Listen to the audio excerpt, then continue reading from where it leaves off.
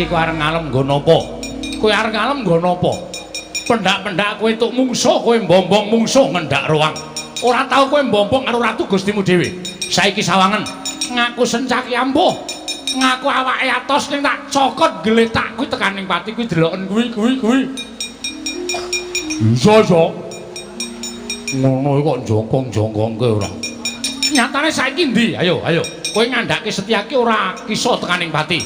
Kena lara luputing pati. Saiki deloken gage. Kuwi sawangen tak cokot pisan nggon kuping Sencaki gletak tekaning pati. Kuwi sawangen kuwi. Wah. Ono ratu wong tuwa lho, kula niku wong tuwa.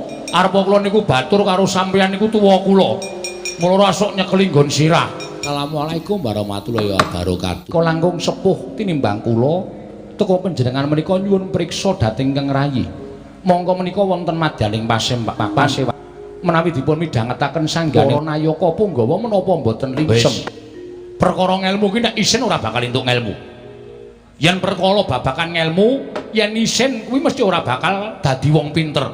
Mula aku kuwi lumangsa cubluk cingkranging nalar tunaing budi. Aku njaluk warah Yai Kresna. Aku ora bakal isin dimindhakake para kawula, para Punggawa, para nayaka negara Ndarawati aku ora bakal isin. Nanging ngantos wonten ingkang ndakwa ana kebo kok nusu gudel. Wis ben ora apa-apa. Sesa-sesa kebone. Mekaten, gudele disusu gelem apa ora? Inggih kok ora. Mula Siadi paringa dawuh, kuwi werdine apa lan karepe piye? Pun sewu. Miturut ingkang Rayi lho, menawi ngantos lepat tegesipun kula menika namung menungsa limrah, kedurungan ina lali salah apes lawan mati. Yo. Miturut petanganipun ingkang Rayi Ndarawati purba sejati menika estunipun wonten sekawan warni. Lho. Wahyune ana papat. Inggih kasinggihan mekaten. Gusti. Nek wayune ana papat, lah kok sing diparingi sasmita mung Yai Kresna apa dene pun Kakang Mandura. Tegese wahyu mau turah loro. Sapa ingkang bakal nampa? Mangke rumiyin Koko Prabu, babakan perkawis sinten ingkang nampi menika mangke dhateng purbaning Wang Mahanasa. Tegesipun purbaning dewa. Menungso namung sami nerimah kemawon. Namung langkung wigatos menawi paduka nyuwun priksa babakan purba sejati. Menika pinirang dados sekawan werni. Patang werna kasinggihan mekaten apa wae setunggal ingkang sinebut cahyaning rat, angka kalih reksakaning rat, angka 3 wimbaning rat, angka sekawan yuwananing rat. Nganggo ning rat kabeh kasinggihan mekaten cahyaning rat, reksakaning rat, wimbaning rat, yuwananing rat. Kuwi tegese piye? Cahyaning rat menika Wahyu Ratu. Sinten ing kedunungan cahyaning rat inggih menika badhe pinardawa kamulyanipun turunipun badhe dados Nalindra. Angka kalih wimbaning rat menika Wahyu baboning Nalindra. Menika kedah nampi inggih menika wanita. Krana sampun sebat wonten ing mriku baboning Nalindra ateges wanita menika mangke ingkang menang ngandhut dhateng turasing Nalindra wonten ing Nuswa Jawi. Wimbane baboning ratu kasinggihan lajeng reksakaning rat menika Wahyu Patih. Wahyu Patih inggih tegese Wahyu Patih menika sinten ing kedunungan reksakaning rat turunipun benjang badhe trangka wonten ing Nusa Jawi tegesipun nurunaken patih wonten ing Nusa Jawi menika. Lah sing pungkasan yuwananing rat kuwi wahyu apa? Yuwananing rat menika Wahyu Wadat. Sinten ingkang kedunungan yuwananing rat menika kula nuwun sewu menawi Nalindra mboten kenging gadhahi garwa langkung saking setunggal. Nek iso mbok aku aja entuk kuwi. Ingkang pundi yuwananing rat kuwi mau? Kula nuwun sewu, wahyu kok dipilih menika mboten saged. Namung manut dhateng kodrating Wang Mahanasa. Oh ngono. Inggih, Koko Prabu. Kuwi lha dalah. Lah yen ngono pancen bener ujaring para kaki-kaki. Para among tani padha nyebutake wahyu kuwi pancen ana kekuwatane dhewe-dhewe. Cahyaning rat wahyu ning Nalindra, reksakaning rat wahyu ning Patih, wimbaning rat baboning ratu, yuwananing rat Wahyu Wadat. Kresna wonten maring adawuh. Saiki ngene. Gandeng Yayi Prabu lampun Kakang wis antuk sasmitaning dewa. Ya kuwi bakal tumedhaki wahyu purba sejati ana ing Astana Gadamadana. Miturut pitunganing Yayi Prabu piye? Koko Prabu. Gandeng sampun wonten kalih titah ingkang sampun nampi sasmita badhe wonten dumawahing kanugrahan ingkang winastan purba sejati setunggal Koko Prabu angka kalih kula. Menapa mboten langkung prayogi menawi neter dhateng ketrimaning gesang rayi paduka pun lara ireng. Tegese menapa mboten langkung prayogi menawi Bratajaya inggih pun Wara Sembadra menika kakanthi supados ugi anggayuh wujuding wahyu purba sejati sinten mangertos menika dados kabejanipun Lara Ireng nggih pun Bratajaya saged nampi wahyu wimbaning rat ateges menawi kula lan Koko Prabu menika mangke mrucut kedunungan wahyu ning ratu nanging Wara Sembadra saged pikantuk baboning Nalindra ateges badhe pinardawa kamulyanipun Turas Mandura Koko Prabu Mandura kuwi ladal jagat Dewa Bathara jagat Pangestu Ngoro wah cocok yen pancen kaya mengkono pun Kakang mung kari manut. Saiki ngene Yai. Tumrapun Kakang sesuk ngenteni apa, saiki sing dinteni ya apa. Ayo, ndak kanthi netepi darmaning dawuhing dewa ingkang Gusti nampa dening Siadilan pun Kakang lumantar sasmitaning impen. Pun Kakang lan Siadi budal marang Astana Gadamadana nglakoni tarak brata, tapa brata ana ing Astana Gadamadana. Sapa ngerti mbok menawa iki dadi kabejaning pun Kakang lan Siadi nggone entuk wahyu purba sejati mapan ing Astana Gadamadana. Aja lali Wara Sembadra dikanthi sapa ngerti uga Wara Sembadra entuk kabejan kedurungan wahyu baboning ratu kang mangkono nadyan pun Kakang lan Siadi merucut entuk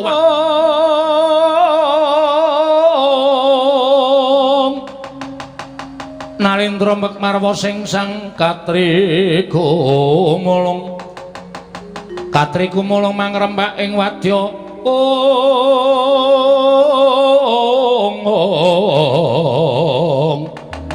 Kurta-kura rek kiri-kiri ro nanggono magawi gelarira wang-wang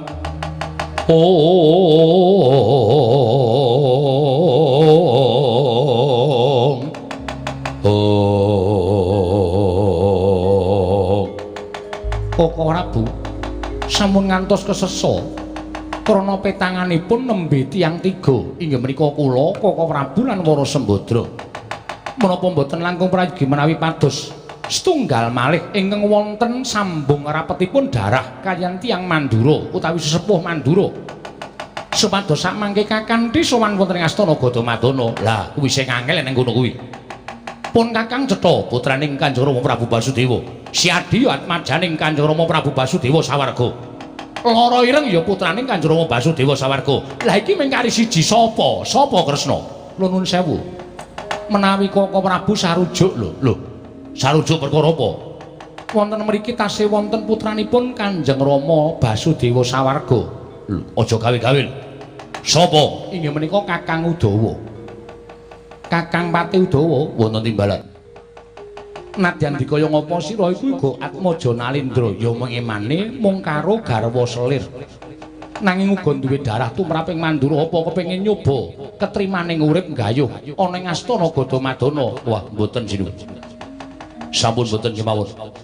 Kula menika dados patih glelenge sampun boten jamak-jamak. Menapa malih menawi kula menika kedunungan wahyu wah swara kula malah saya ngedap-edapi. Sampun kados ngaten kemawon. Lho, ora patih kok ora gelem kedunungan wahyu ki piye? Sampun boten kedunungan wahyu boten menapa-menapa. Watun kula boten dipun lereni anggenipun dados patih wonten negari Ndarawati menika. Kula sampun remen. Lah kok dadi golek wahyu kok ora gelem? Ih, nyuwun pangapunten sepisan.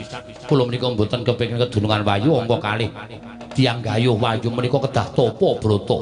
Monggo tapa menika awrat, prihatin menika awrat. Nek mesine patih kuwi kulina ora mangan, ora ngombe pirang-pirang dina. Menika kula kulinten. Kulinten menawi kula menika mboten dahar, mboten ngunjuk menika kula sampun pinten-pinten dinten menika ugi sampun lampahi pati geni. Lho, tegese mboten betorek.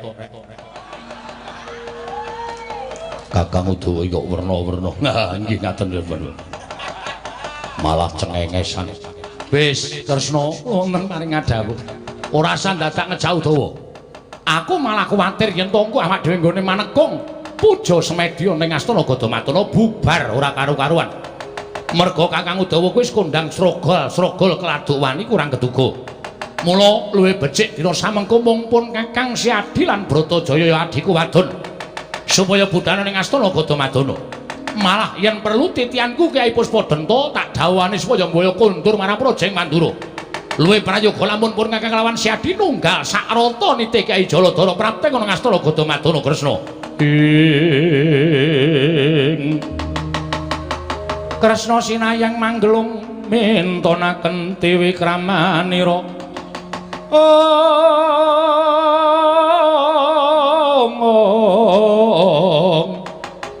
Mintonaken dewe kramanira.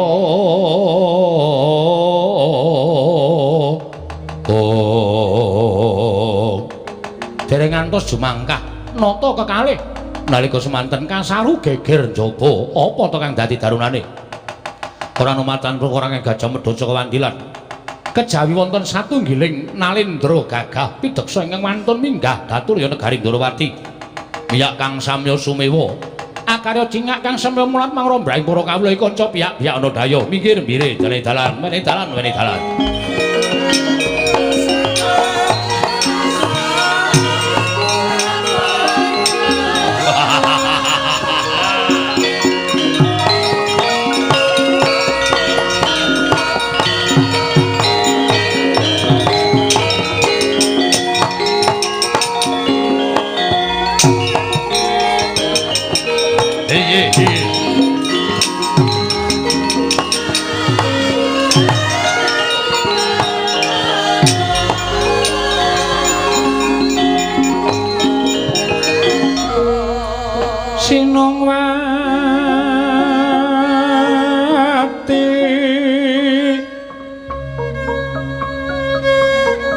Sinongwati jagat kinari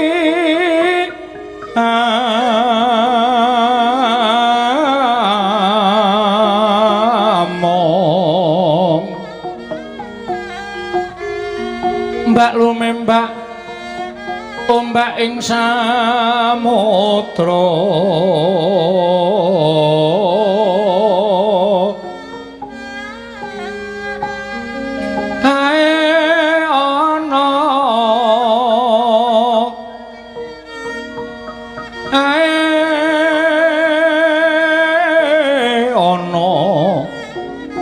bali lumut tambra kanggeng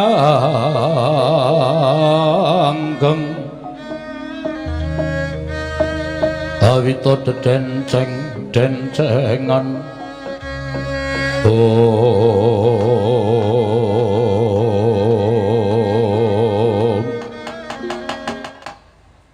dereng ngantos purna anggen kula nampi sabda pangandika paduka menika wonten satunggiling nalindra ingkang sowan.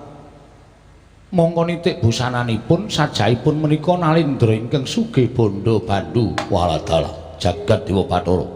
Mbok menawa ngono Kresna. Wah, sandangane kabeh dienggo. Mongko sarwa mutiara jamrut hergeni mas brilian pating kerlop ora karu-karuan. Wah, driji 10 dinggoni ali-ali kabeh. Mongko kupinge ditretes suweng nganti kaya mengkono. Wah, sajake ratu seneng pamer. Koko Prabu kasinggihan mekaten. Nanging gandeng iki suwana ning Projeng Ndarawati iki dadi dayuhe Kyai Prabu Kresna Timbalana. Apa wigatine? Yen pancen wigatine iki engko becik, Siadi kudu nglungguhi Bawa Leksana, nanging pun bakal mbebudhek banyu bening kanan negara Ndarawati. Ora usah melu-melu. Pasrahno pun Kakang, aku yang bakal ngundurake ratu iki. Koko Prabu kula aturi lenggah ingkang langkung prayogi. Yo, Kresna. Kisanak sampun kinten kula tumambu yekti saweg sepisan menika kula wanuh panjenengan menika nalindra saking pundi sinten jejulukipun Kisana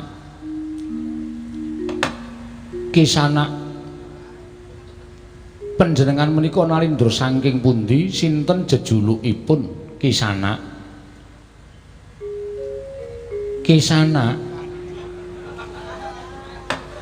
panjenengan menika nalindra saking pundi sinten jejulukipun Koko Prabu? Nggih.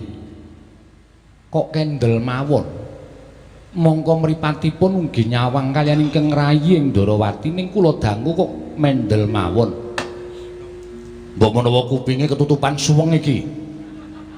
Coba rada seru Kresna. Kisana kepareng kula tumambu yekti sepisan menika kula wanuh panjenengan menika nalindra saking pundi sinten jejulukipun? Kisana Koko Prabu nggih. Mbok nyuwun tulung dipun jawelaken. Wah jan entuk daya siji kok kupinge rada bosok. Wah wonten dawuh. Wonten timbalan sinuwun. Sampun kinten kula tumambu yekti sepisan menika kula wanuh panjenengan menika nalindra saking pundi sinten jejulukipun? Alah menawi paduka dangu kaliyan kula sowan kula menika namung piyambakan kemawon.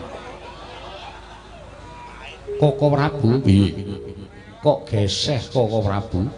Lho gesehe piye?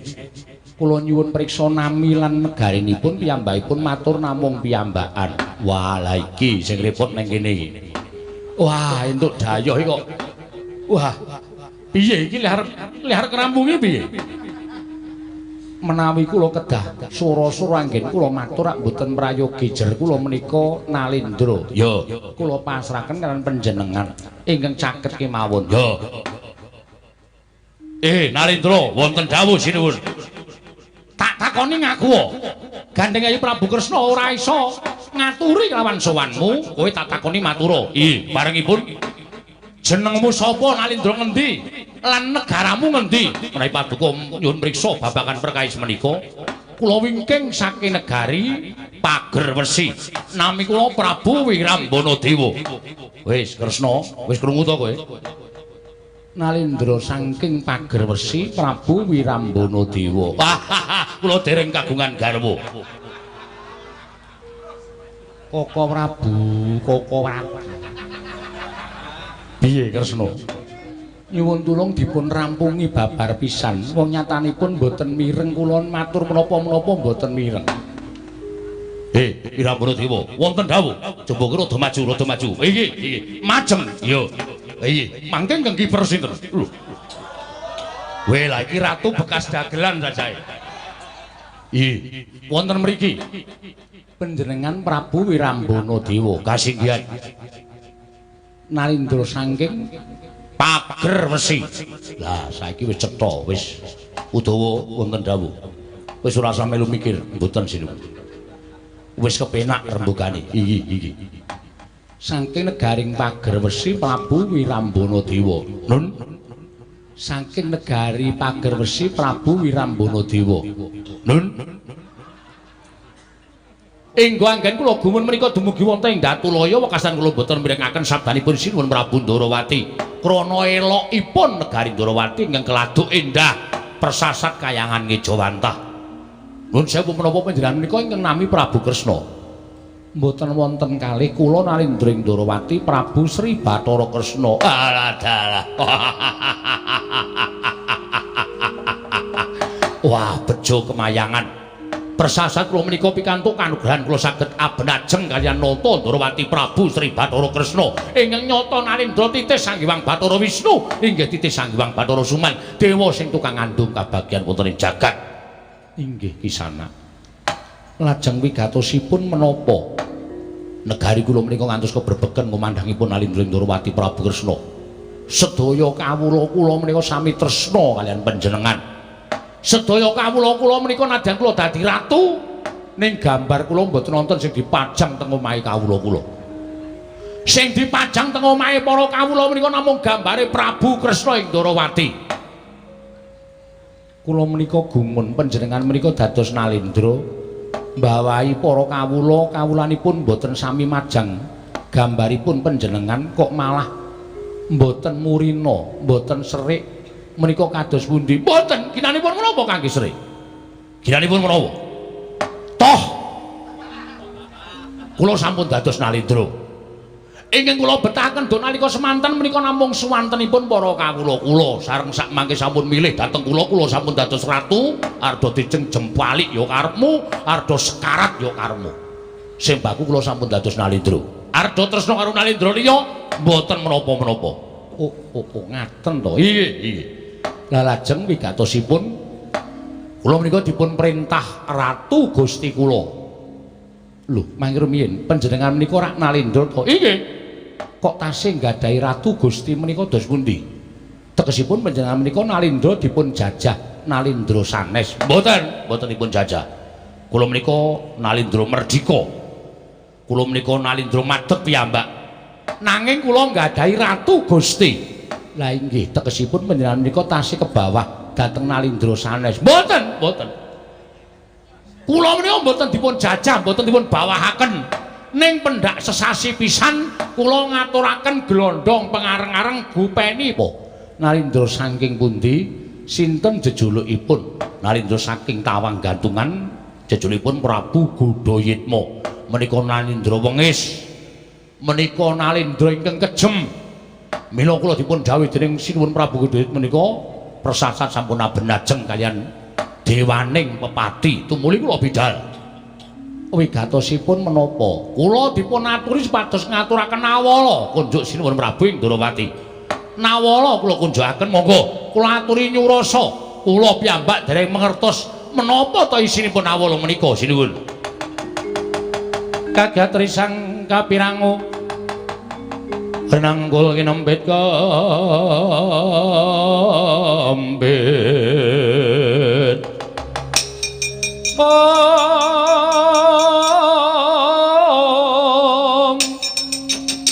dosang reknaning bawana ya si tukang walang ati ya si tukang kutu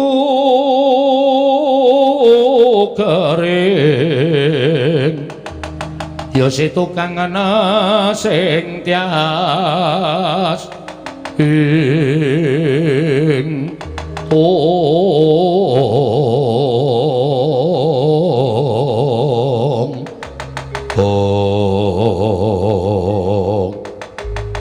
Kresna kula wonten maring adhawuh bareng si Ade nyurasa isining tulis durung nawala. Lah kok ndak sang pasuryanmu katon rengu, ora jenak geli gaping paningalmu ora tajem ngene apa? Koko Prabu, kula kedah atur wangsulan menapa dening Nalendra menika. Lho, sebabe isining nawala cetha bilih sesembanipun Prabu Wirambana Dewa ingkang nami Godayitma menika kala wau nglamar dhateng pun Bratajaya inggih pun lara ireng. Menawi ngantos kula mboten maringaken rayi paduka pun Sembadra Ndrawati badhe dipun bumi angus dening Prabu Godayitma Koko Prabu. Iblis lanat kukar bedhe.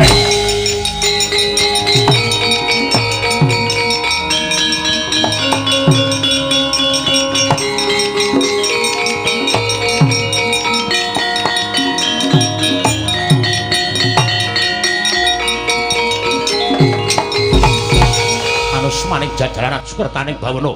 Wah, menungsa ora tatanan kemewat wani nglamar karo adining Baladewa, wani nglamar karo kadange Tarunanata Mandura Prabu Baladewa. Ora usah datang aku tembung bakal gawe geger negara ing Ndrawati. Ndi Godayitma cemen campurmu Wirabaladewa. Lho ngopo to iki? Nuwun sewu. Dereng tepang, dereng kenal. Tidak kenal maka tidak saya. Panjenengan sinten? Ora ngerti-ngerti dodok sering perkara lah kok dadi ngunek-unekke karo aku. Lek mripatmu ganjel Gopapunata Mandura Prabu Baladewa. Yen kowe durung tepung karo aku kadange werda. Ya kuwi Wara Sembadra. Jroning tulis surasa ning nawala. Kowe dikongkon ratu Gustimu jenenge Godayitma. Nglamar karo adikku Bratajaya lara ireng.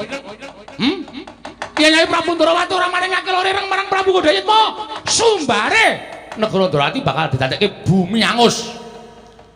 Kowe Balya kandha karo Ratu Gustimu. Balya kandha karo Ratu Gustimu. Yen pancen kepengin nantang karo wong Ndrawati, diajangi jembar Trinata Mandura Prabu Baladewa. Walah dalah. Kaya rasang dadak nyumbari Prabu Godayitma Ratu Gustiku. Prabu Wirambana Dewa keduga bakal gawe geger negara Ndrawati. Piye? Muni piye kowe? Muni piye cangkemmu? Kowe nantang karo Baladewa? Iya. Kowe durung tau ngerti karo Baladewa, durung tau tepung karo Baladewa. Iki Nalendra durung tau mambu ditantang karo wong. Negaraku ora tau ketekan mungsuh. ning dina iki aku ingkang bakal dadi mungsuhe wong Mandura, dadi mungsuhe wong Ndarawati. Ablas lanek hubungan kene menungso lan tataran nantang karo Baladewa. Dilek ketemu ayo ditungake nyawamu. Ninggal karo Senopati Ndarawati. Nek pancen kula isa ora didapuk dadi Senopati, kula caosaken pangkat kasenopaten kula trimah dados tiyang limrah kemawon, boten gadhahi pangkat Senopati. Kosik to aja nesu mawon. Panjenengan kurang adil, panjenengan kurang wicaksana. Nek ana daya sing bakal gawe geger Ndarawati, sing duwe kewajiban ngundurke Setyaki dudu kok Prabu Baladewa. Mendel-delke. Terus karepmu piye? Terus karepmu piye saiki aku manut karo kowe? Nyuwun bailah. Palilah apa? Kula badhe medal Jawi. Karepmu menggak kok Prabu Mandura. Nek kok Prabu Mandura ora gelem tok penggak, babar pisan mungsuhku loro. Lho, loro sapa? Wirambana Dewa karo Baladewa. Lho. Aja ngono to. Mboten pikantuk menawa mboten. Nek mboten pikantuk kula aturaken pangkat Senopati. Ning nek aku entuk kula nyuwun pamit. Ya wis kana sakarmu waton lega pikirmu. Nyuwun pamit. Sinten? Ngakune Senopati Ndarawati, arane Raden Setyaki. Nek daratur kula ampun mang bajutke. Ampun mang teruske merga nuwun sewu Raden Setyaki niku arepa dedeg piadeke ora padha karo sampeyan ning digdayane kliwat ukur apa wonten mboten ajeng kula gawe-gawe. Kula ngetutke ratu kaya sampeyan niku sepriki niku pun wonten pirang-pirang nalindra, pendak-pendak perang karo Setyaki mesti mati, pendak-pendak perang karo Setyaki mulih dadi aran. Mula sampun ngantos sampeyan iku dadi genepe ratu sing kula dherekke sirna mula mungsuh Raden Setyaki, kula dherekke kundur mawon. Yen aku bali napa dukaning Prabu Godayitma merga ora iso mboyong Wara Sembadra. Mula tinimbangane aku mati kodhok ana ing negara Tawang Gandungan, luwung mati ana ing negara Ndarawati, ikhlaske nyawaku. Piye, Lung? Wis nengke wae kok. Wis ora kena iso dikandhani ya wis arep ngapa meneh wong awak dhewe iki batur pangembating catur. Nek iso ya diomongi, dene ora ya wis. Arep diomongi kaya ngapa nek pancen wis nggugu karepe dhewe ya wis ora bakal iso kendho kekarepane. Terus sampeyan ajeng tumindak napa? Setyaki nadyan atos awake. Setyaki nadyan digdaya. Ning aku duwe pusaka kok. Pusakane siung pengapit. Siung pengapit. Setyaki tak cokot ora nglimpang dadi kandha aja duntang Prabu Wirambana Dewa. Sing atos-atos sinuwun sing prayitna ngati-ati yo.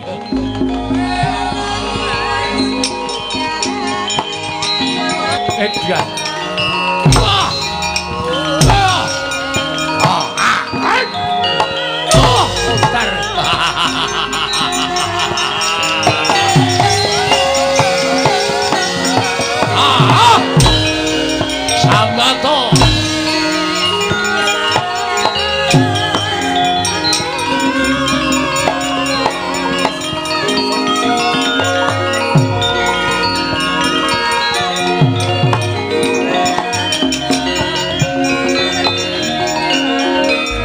Saiki kowe arep ngalem nggo napa?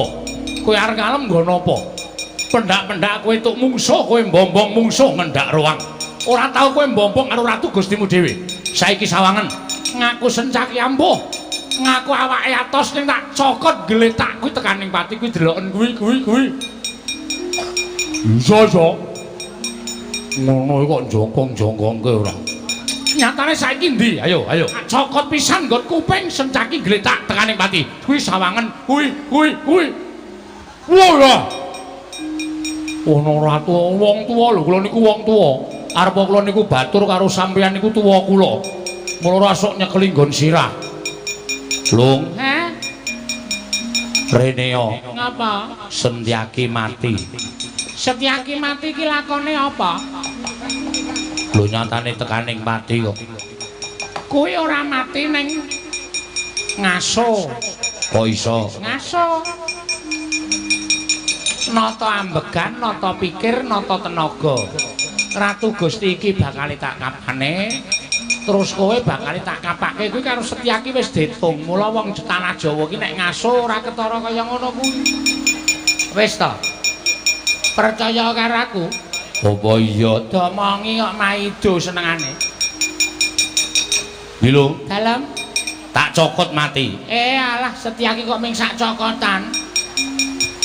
Niku ora mati ning nusun pikir. Nyatane tak cokot mati. Nyatane tak cokot mati. Niku mboten mati ning ngaso. Mati. Urip. Mati. Urip. Mati. Urip. Totoan. Lho. Karo Ratu Gustine nantang totoan. Lho wani ora? Lho, wani wae. Manut. Nderek. Nek mati, Manut. pecah sirahmu. Nderek. Nek urip Manut. tak gajul. Lho. Gajul ya gajul. Dadi pokoke waton kendel wae. Setyaki kok yahene mati ki lakone apa? Nyatane glecak. Ora usah cerewet karo melu apa piye? Melu apa? Melu totoan. Lho, malah nantang aku. Nek mati, Manut. nek mati tak plotot wetengmu. Oke, dadi nek urip Manut. tak betot. Iya. Dadi wis ming karo tumbuk bejane mbilung. Nek Setyaki mati pecah sirahku njebluk wetengku.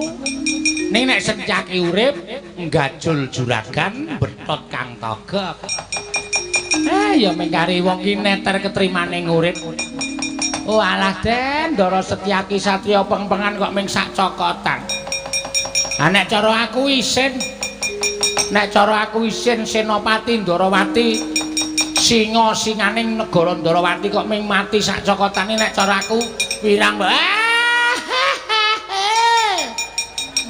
Ngopo lho? Ngapa-ngapa piye? Nembus patang nomeran. Batang ngoperan dengkul mlocok ngopo lho? Noleh ya. Oh lho. Ngopo Gok? Mang noleh. Lho. Setyaki iso urip ana diwa welas. Ora minggat kene marganing patimu. Singolina Brapting lalis. Mas. Ngopo? Ngelunasi. Lho. Oh, gajul tenan. Gajul tenan utange. Kene Gok. Aja. Aku mung ngapus-apus. Wong tua kok cangkeme mencla-mencle. Kene. Aja lho. Kene to sak betotan. Ming macluk ngono tok wis. Lara. Lara apa? Kene to. Kowe. Lho kok nang kene. Sisan baik.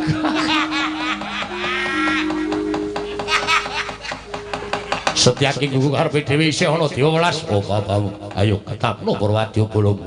Aja mung ijen ketanggungan. Yen ijen kowe bakal tekaning pati. Wah, kene marganing patimu. Panggau tayone Prabu Wirambanadewa.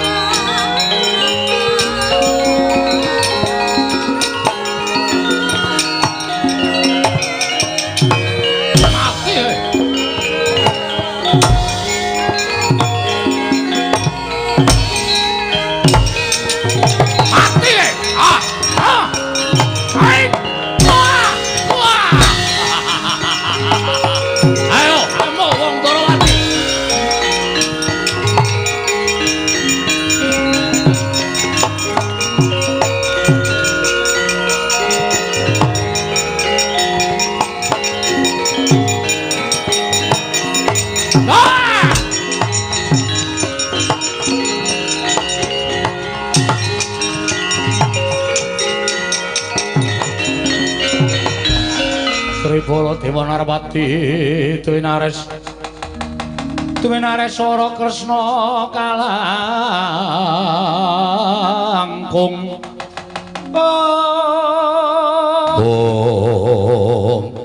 Setyaki wonten timbalan.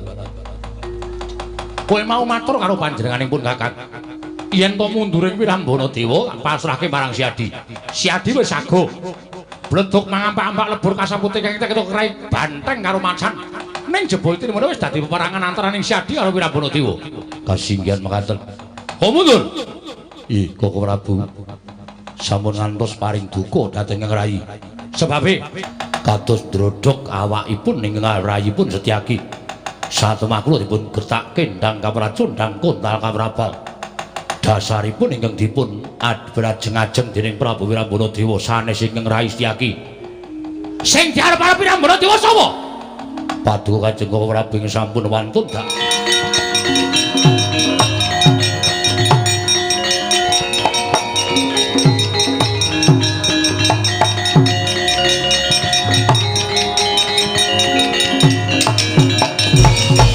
Menungso ora tatanan.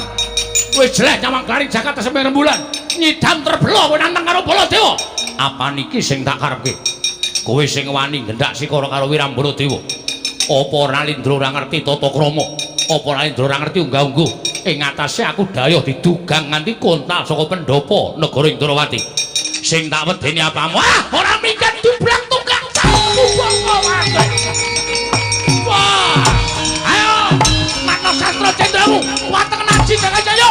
Sauto karo cekeni buri ayo. Kurang gawan bedat yo, kurang bolong. Tene ampian kawanca, rebut menyang mati. Ora lakon mati triplodut diajak topon. Waduh. Mati bareng Baladewa. Jaluk modal karo piye kowe?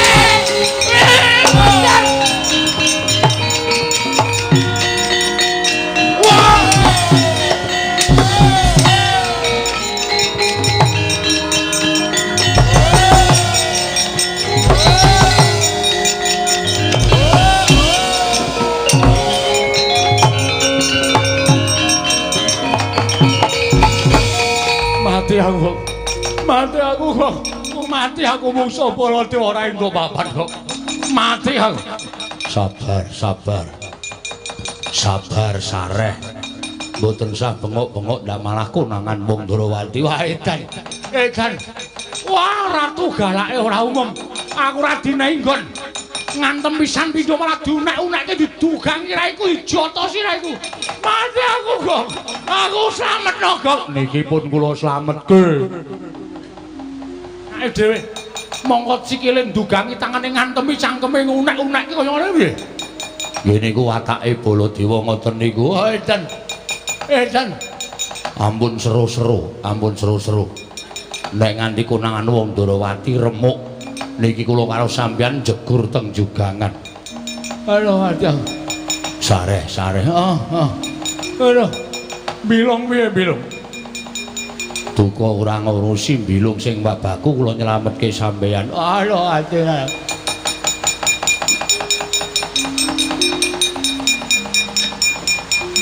Do nendi ya? Udan-udan kok do klitian. Mbok yo ngeyoga. Lah kae bilung. Kae wene ana tandha melu rene. Nggih. Ora weruh wong kula karo sampeyan teng kedukan lemah kaya ngeten. Dan nang kene. Lamit. Piye lho? Wah, rame tenan. Ratu Gustimu ngamuk sencake dicokot, Udawa dicokot, lah dalah konangan Baladewa. Dunek-unekke kowe jelek nyawan gelaring jagat. Brul. Wah seneng banget aku ndelok. Ratu Gustine kalah kok malah seneng. Ya ben kandhani ngeyel kok mbok mudar mbok men.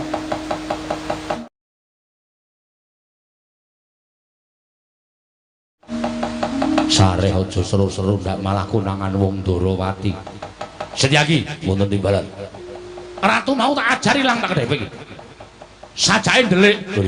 Goleki wis tak kendhau. Udawa wonten timbalan. Goleki iki tak kendhau. Ora nyuwara lho. Anteng lho. Konangan kondangan. Sopo? Setyaki. Kaya ilang ora tak kedhepake ya. Ora katon menungsane. Sapa lho? Udawa. Setyaki meneh saya deres. Heeh.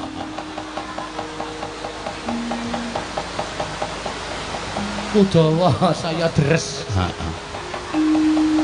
Lah iya. Ketemu lah Setyaki. Mboten. Edan marus maning jajaran. Lah kok dadi ilang? Kula piyambake mboten mangertos. Gat Kaca.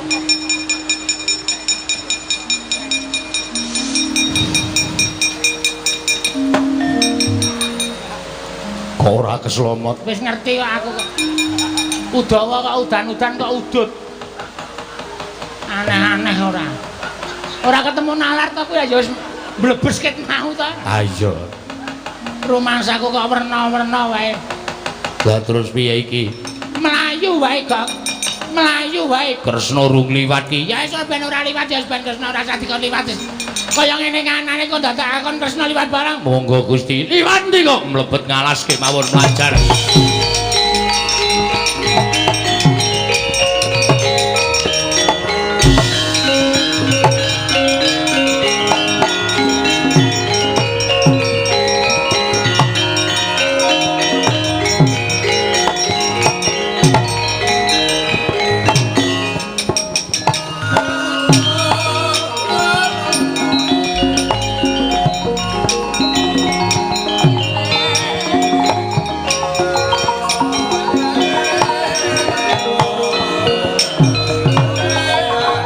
Aku mung kariman aku mung tansah ndederek marang ngersaning Kakang Prabu Mandura. Sembodra, wonten timbalanmu apa? Ana jroning Astana Gadamadana samengko siadi kelawan pun Kakang apa dene Yayi Prabu Kresna. Nglakoni tapa bratin? Iya Kakang Prabu. Supaya entuk kanugrahaning dewa ingkang pinastan wahyu purba sejati. Mbuh, sapa ingkang nampa beja entuk wahyu ratu kuwi mengko bakal nurunake wijining ratu ning Nusa Jawa. Syukur bage sira Yayi lara ireng ing kedunungan wujuding baboning Nalendra kang mangkono putra-putramu besok ingkang bakal kuwat nglintir sejarahing Nalendra ning Nusa Jawa. Yen pancen kaya mengkono ayo enggal digelak lakone prapta ning Astana Gadamadana. Kok ora Bu leres saturipun Wara Sembodra benjang entosi menapa mangke menapa ingkang dipun entosi dinten sak mangke monggo dipun gelak supados prapta ning Astana Gadamadana. Kresna ayo bareng kelawan pun Kakang monggo ayo Sembodra. Ayo Kakang aku mung kari nderek kersaning Kakang.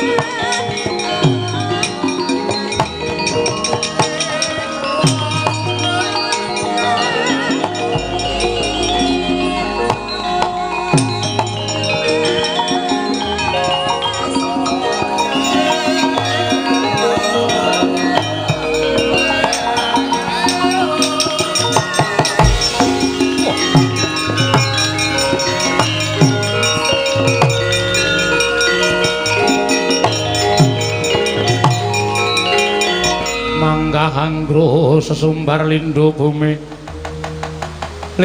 kuncing kumalu dokuntur ketuk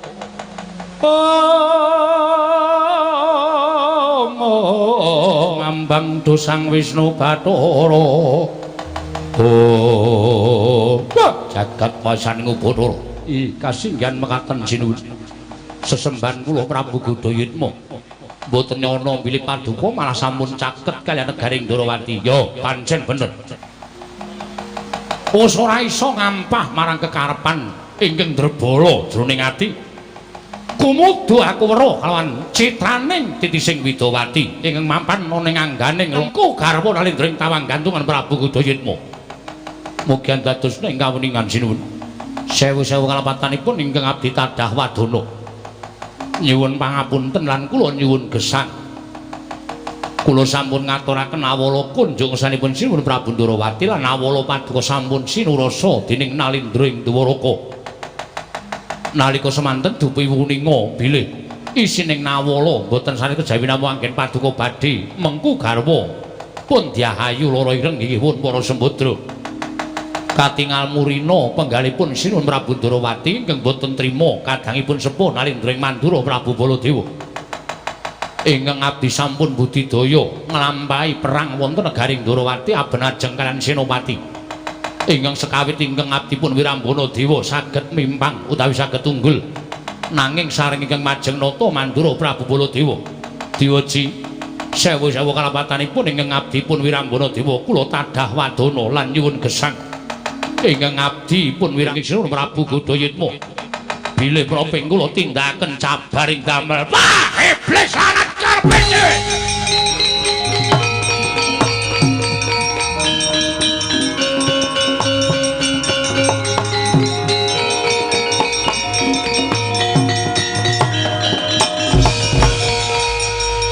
Ora sumbut karo nggonmu duwe kesaguhan. Marang Nalindra ing tawang gantungan Prabu Gudayatma. Nggonmu ndak dawuh kaya ngaturake nawala ingkang sekawit aturmu sajae kaya sembodo ngaturake ora sembodra. Nanging jebul mung kakean gunem tanpa guna. Nyerweteh kaya betes sampun bapak tegalan. Ndrawini kaya grojogan omonganmu. Ning ora ana nyatane. Wong Ndrawati aja padha kelangan putri Mandura, Pak.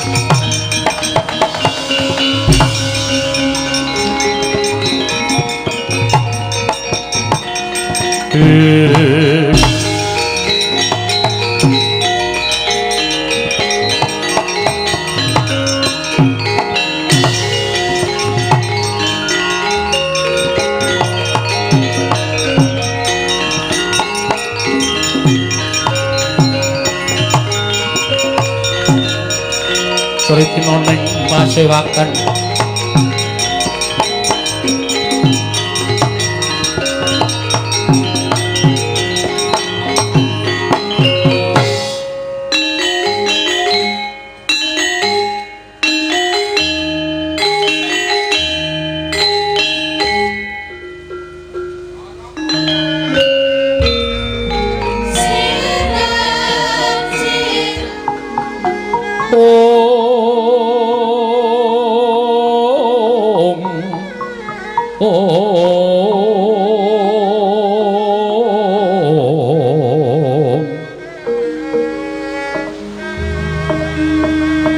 ing sahanane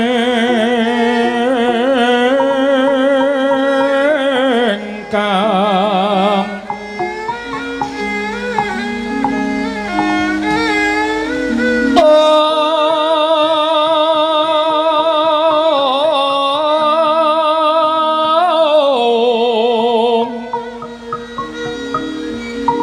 iwan kanang sihing tasih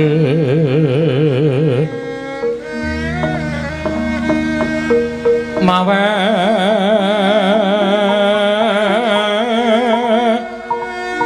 uga sawegung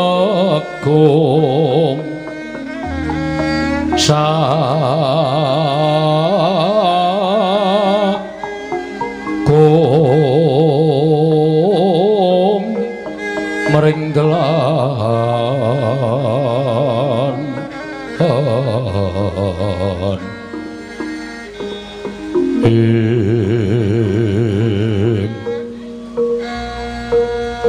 iwan kanang mamujwe ngori jenayake ngrat Om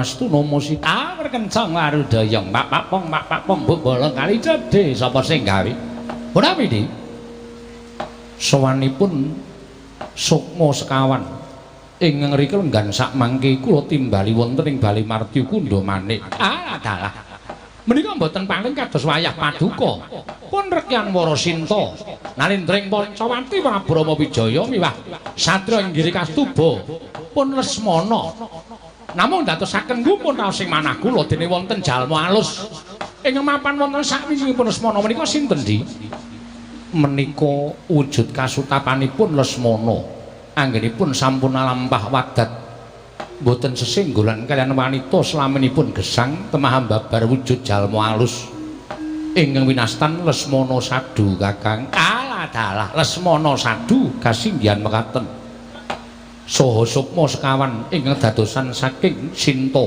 Rama Lesmana miwah Lesmana Sadu dinten sak mangke badhe manjalma wujud kanugrahan ingkang winastan Purba Sejati inggih Purba Sejati menika pinirang dados sekawan werni winastan cahyaning rat wimbaning rat reksakaning rat lan juwananing rat cahyaning rat kasalira dening sinten cahyaning rat kasalira dening pun Lesmana inggih Satya Inggiri Kastuba duk nalika semanten kenging menapa sanes Prabu Rama Wijaya krana kula nuwun sewu nadyan ingkang dados nalindra duk nalika semanten prapta menika krana anggenipun tansah setya bekti kalawan kadangipun werda inggih menika pun nalindring Pancawati Prabu Rama Wijaya inggih mila sampun katetepaken bilih ingkang anyalira wahyuning ratu menika namung Lesmana pundene nalindring Pancawati pun Rama Wijaya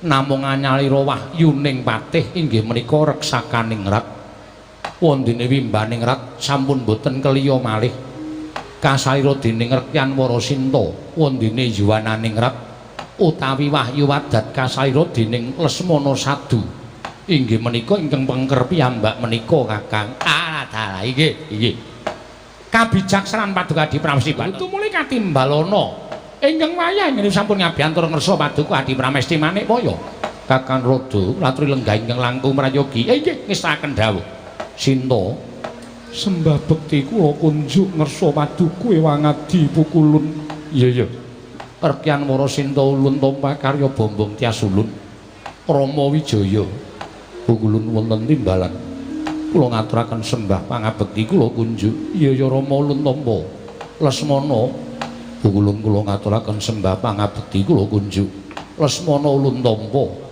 Lesmana Sadu inggih Pukulun wonten timbalan ing adhawuh namung delengan sak sampunipun kepareng kula ngaturaken sembah pangabekti kula kunjuk Sinta Rama Lesmana lan Lesmana Sadu sira kabeh wis padha wanuh jeneng kita wis ulun dawuhi anyalira wujuding kanugrahan ngertiya kejaba sira kuwi bakal manjing angganing titah ingkang wujud kanugrahan kang aran Wahyu Purba Sejati ingkang pinerang dadi patang werna ya kuwi cahyaning rat reksakaning rat wimbaning rat lan juwananing rat nanging luwih gedhe dharma ingkang durung rampung nggon kita mapan ana ing Janaloka kudu nerusake kewajiban manglurah satru murka sarana kita manjing angganing titah ingkang wis pinesti mapan ana ing Astana Gadamadana mula nggih ora usah kita nyuwun priksa kelawan panjenengan ulun apa ta sababe dene jeneng kita ulun dapuk minangka kanugrahan kang aran Wahyu Purba Sejati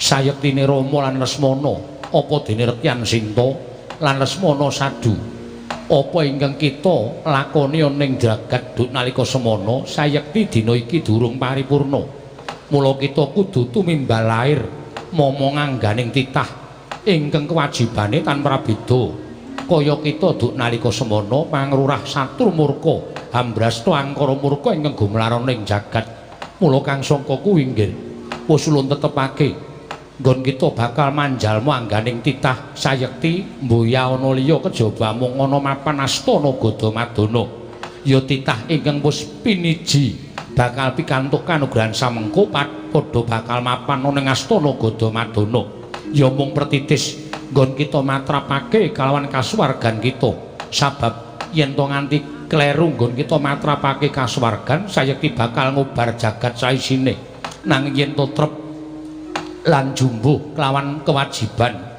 nggon kita ayahi ana ing Madyapada satemah bener sarta pener nggon kita matrapake kasuwargan kita sayekti ing kono bakal dadi sarana nggon kita nerusake kewajiban hambrasta angkara murka ing gemlaroning jagat iki Sinta Rama Lesmana lan Lesmana sadunggir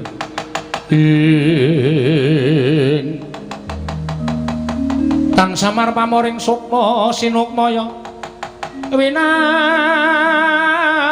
ya ing asepi sumimpen telenging kalbu pambukaning warana tarlen saking liyep layaping ngaluyup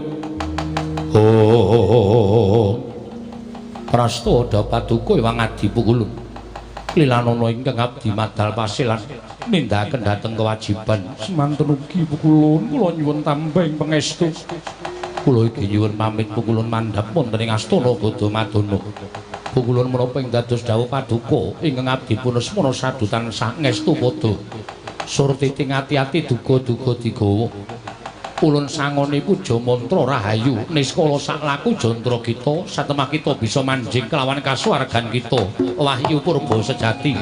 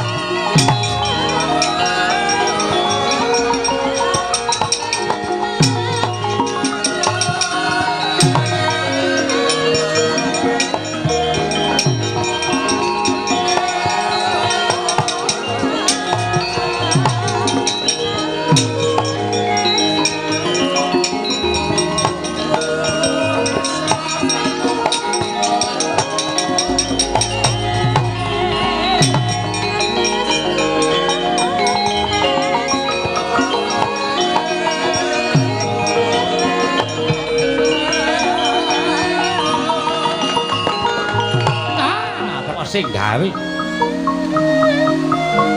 dados pakaryanipun Rama Wijaya sak kulawarga menika dereng purna to Di Kakang Rada kewajibaning satriya ingkang ngambrasta angkara murka menika mboten badhe purna krana jagat menika wontenipun namung kalih perkawis apadang peteng bungah susah bejo cilaka ala lan becik mila menawi becik menika kala wau tumunten boten dipun andhapaken wonten ing jagat sayekti donya menika badhe kaprawasa watak ala inggih Rama sampun brasta dasa muka sawadya balanipun ewadene dereng purna kewajibanipun nadyan kedah tumimbal dados wujuding kanugrahan manjing angganipun titah nanging ngatanipun menika dados pakaryanipun nadyan boten sarana wadak lumampahing Prabu Rama Wijaya menika sanyata sakmangke panjenengan pus pinesti kedah ngrampungi pakaryan mekaten Kakang menika mangke badhe wola-wali badhe mekaten lampahan ingkang dumunung wonten ing jagat Kakang Rada inggih monggo dipun awat-awati lampahing purba sejati sawiji kula dherekaken Prabu Indrawati ngepareng rawuh wonten ing astana Gadamadana. Nggih. Kula nuwun sewu Bapa Penemban. Ndadosaken kejot raos ing manahipun Bapa Penemban Kapi Jembawan. Ingkang putra Indrawati ngepareng sowan Ngabyantara. Kepareng kula ngaturaken sembah pangabekti kula kunjuk. Iya, kula tampi dawah sami-sami. Bapa Kapi Jembawan. Ingkang putra Mandura ngaturaken sembah pangabekti kula kunjuk. Iya, Tiyang Agung kula tampi dawah sami-sami. Janur gunung kadingaren teka rawuh wonten ing astana Gadamadana. Nuwun sewu Bapak Penemban. Sowan kula mboten taliwara ingkang saderengipun tumunten daya-daya kula sowan wonten ing astana Gadamadana. Estunipun namung netepi dhateng dawuhing dewa ingkang sampun kula tampi. Magepokan kan kawontenan astana Gadamadana ingkang sakmangke badhe dados papan tumedhaking kanugrahan ing nastan wahyu purba sejati.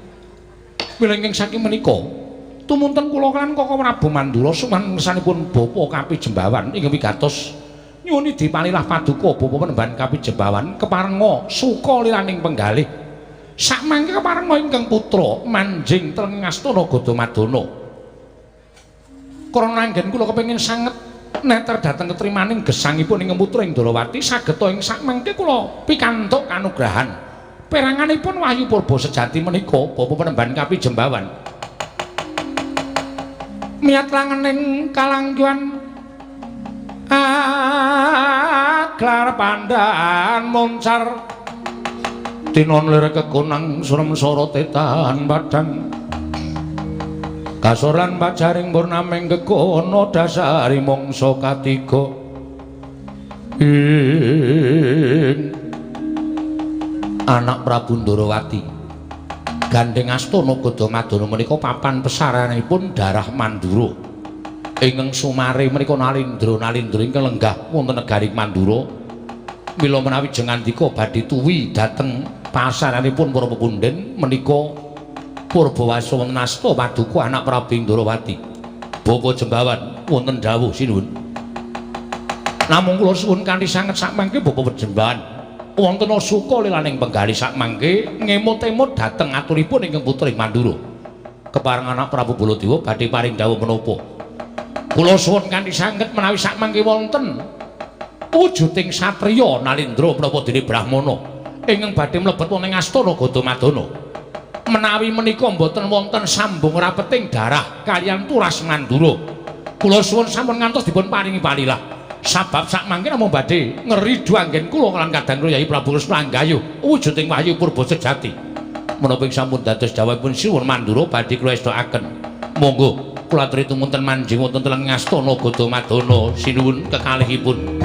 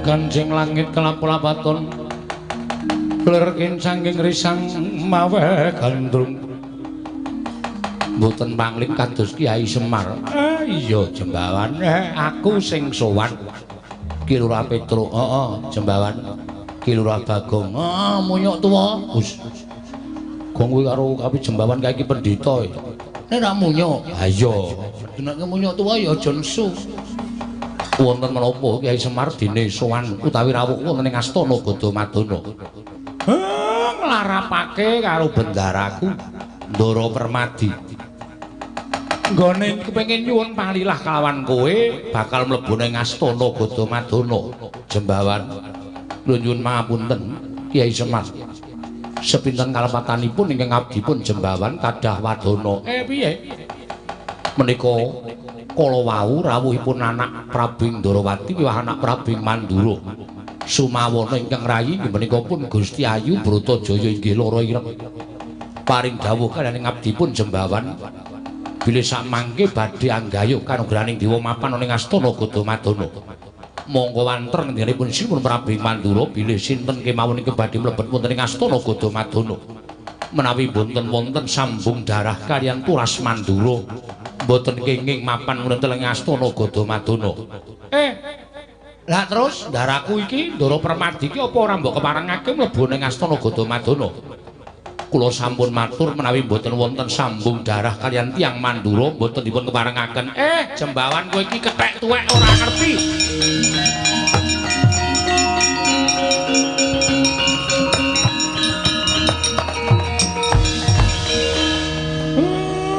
Kowe iki pendhita ning ora tau ngerti silsilah.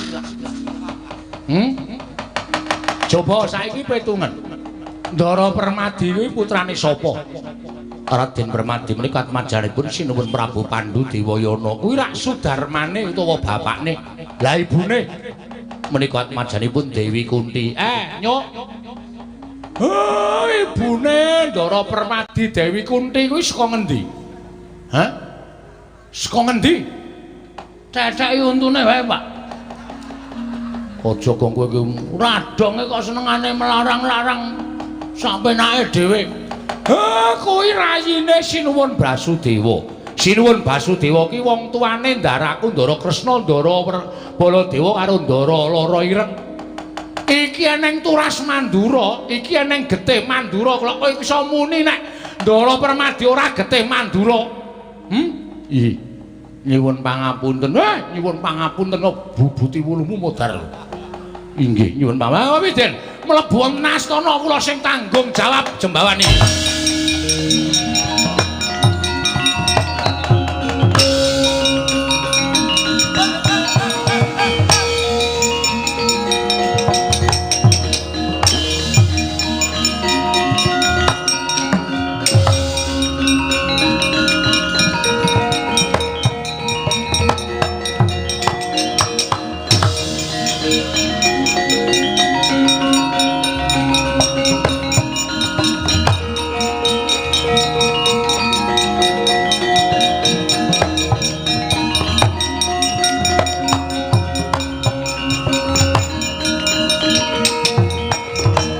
Marika den mrayitna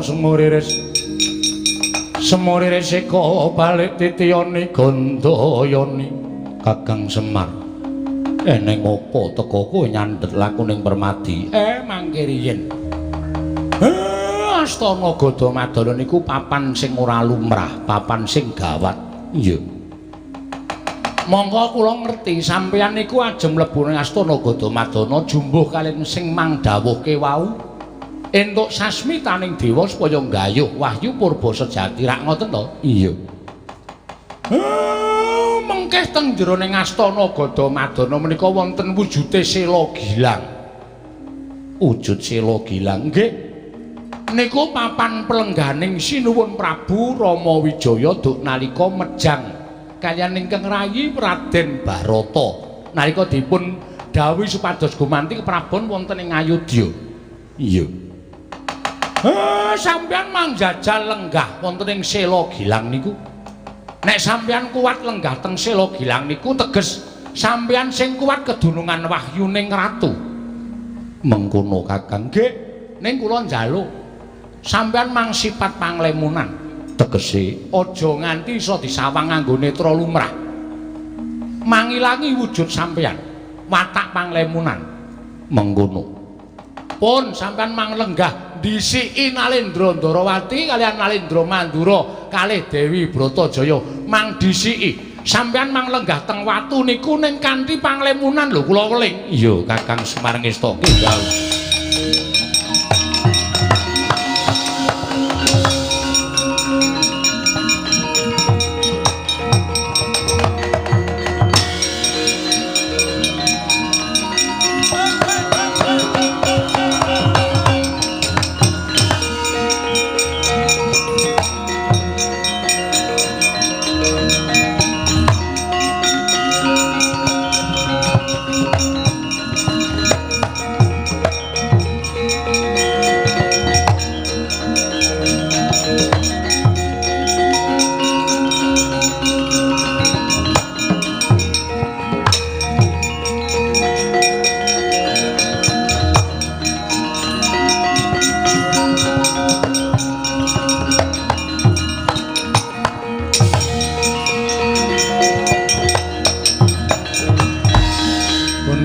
Kanjeng langit kelap-kelapaton lir kincanging riseng mawe gandrung Koko Prabu. Nggih. Sakataing masaryan menika asranipun para pundhen sedaya. Yo, aku ngerti. Koko Prabu pirsa menapa? Aku kok tok ajak. Iki wujuding watu. Watu iki apa Kresna? Koko Prabu? Nggih. Sela Gilang menika papan pelengganipun Sinuwun Prabu Rama Wijaya. Nalindra ingkang kawasa ngratoni Triloka duk nalika semanten. Sela menika kinarya mejang dhateng rayinipun Prabu Rama Wijaya ingkang namipun Raden Barata ingkang nalika semanten badhe dipun dhawuhi supados gumanti keprabonipun nalika nilar praja Manjing Wana inggih menika negari Ngayodya. Terus monggo dawing jawata ingkang sampun kula tampi sinten ingkang kedugi sarta kiyat lenggah wonten ing Sela Gilang menika inggih menika ingkang badhe pikantuk wahyu cahyaning rat peranganing purba sejati inggih menika Wahyu Ratu. Lho, sapa sing kuat lungguh watu kuwi bakal entuk Wahyu Ratu. Kasinggihan mekaten. Apa pun kangge diparengake jajal. Kula sumanggaken. Wah, ayo jajale.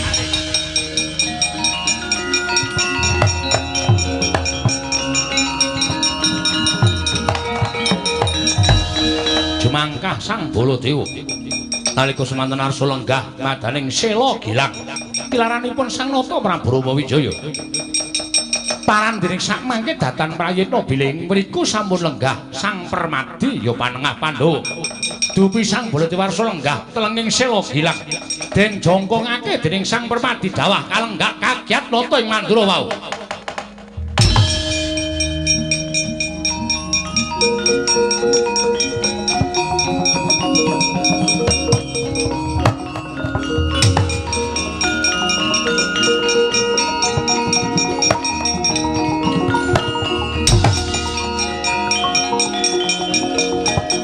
Monggo. Yo.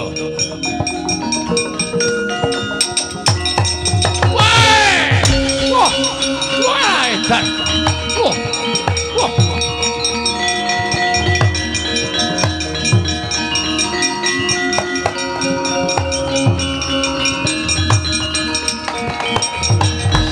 Oh, jagat Dewa Bathara weh la ora ana.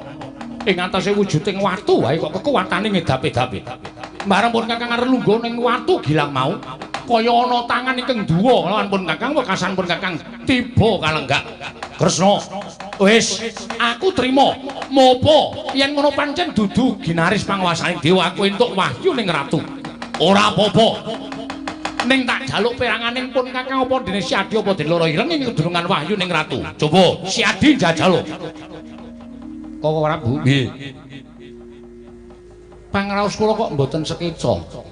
Lho tegese Kula menawi mboten jajal ki mawon dos pundi? Lho, aja dijajal sik.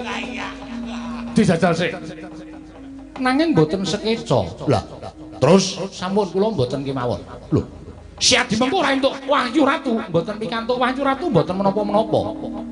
Mengke menawi kula wantun jajal, tentu kula dawah. Kok Siadi iso mestheke? Sampun to, kula ngertos. Sebabe apa? Panjenengan mboten prisa inggih mboten sanyuwun prisa. Kula ngertos. Lah terus Sembadra napa Kakang? Coba kowe lungguh Sela Gilang kae.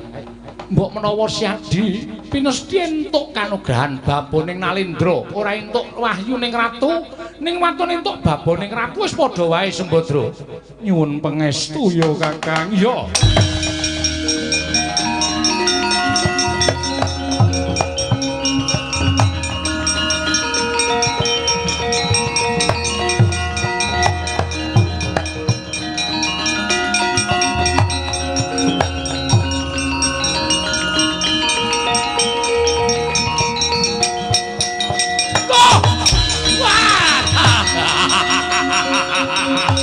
Sembadra kuat lungguh watu Gilang.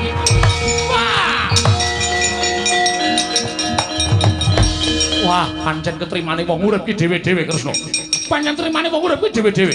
Nadan pun Kakang kuwi dadi Nalindra nanging uripku ora patek ketrima karo panguwasaning dewa.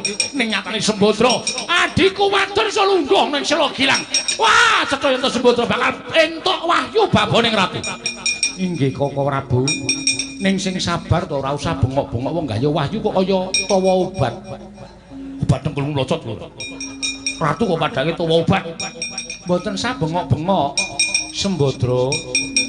Opo Kakang? Piye rasane? Aku gumun ana ratu ana watu kok empuk. Lho. Piye kuwi? Ana watu empuk piye? Nyatanipun ingin dipun raosaken Sembadra kados mekaten kok empuk watune. Empuk Kakang. Ora atos kaya watu-watu lumrahe. Malah iki kok kaya ana daya. Mbuh aku ora weruh nggonku lungguh ning watu kok kaya kenceng banget. Kaya ana sing nyikep. Tur aku marahi kepenak nggonku mapan ning kene. Wah, la edan pancen wong wadon ketrima tenan Sembadra iki, ketrima tenan Sembadra iki Koko Prabu. Menika wonten pasaryan kok bengak-bengok. Iya. Sampun to, Kendel. Sembadra ketrima ya wis ketrima. Pokoke kula lan panjenengan niku melu bungah. Sembadra iso ketrima uripe entuk baboning ratu. Sampun remen. Iya. Ora usah bengok-bengok. Iya. Nek mayite dotangi piye? Oh, cocok. Aku wedi. Lah iki sampun kok.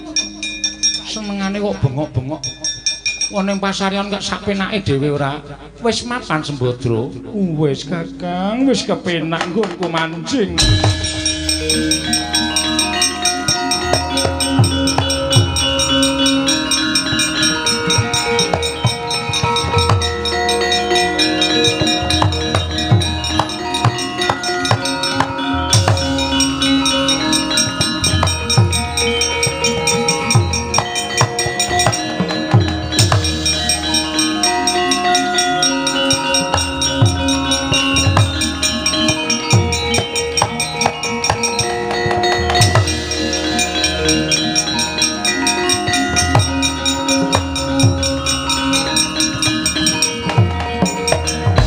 Kunjang ganjing langit kelap-lapaton lir kincanging risang mawe gandrung Koko Prabu. Nggih. Wahyu sampun mandhap. Lho. Wahyu wis mudhun. Sampun Koko Prabu. Lah terus petungane piye? Kula sampun ginaris pikantuk reksakaning rat. Reksakaning kati piye? Wahyu patih tegesipun turun kula benjang boten dados nalindra nanging turuning Natandrawati benjang ingkang nyambung sejarahipun patih wonten ing Nuswa Jawi. Lah terus kados ingkang sampun paduka ngendikaaken Sembadra pikantuk baboning ratu wimbaning rat. Waduh syukur Kresna syukur. Baboning ratu Wahyu patih. Lah tegese aku entuk wahyu ning ratu. Mboten Koko Prabu. Lho. Lah aku entuk apa? Koko Prabu pikantuk yuwananing rat. Tegese wahyu wadat. Aku entuk wahyu wadat. Inggih kasinggihan mekaten. Panjenengan boten kenging sesenggolan malih kalian wanita kejawi namung Kakang Mbok Irawati. Waduh. Wah. Monggo aku wis ninggake loro. Tetep boten kenging namung Kakang Mbok Ayu Irawati. Lah terus aku tak takon, wahyu ning ratu nendi? Wahyu ning ratu nendi? Koko Prabu kalian kula nilar papan mriki sawetawis. Ngopo? Monggo to. Yo.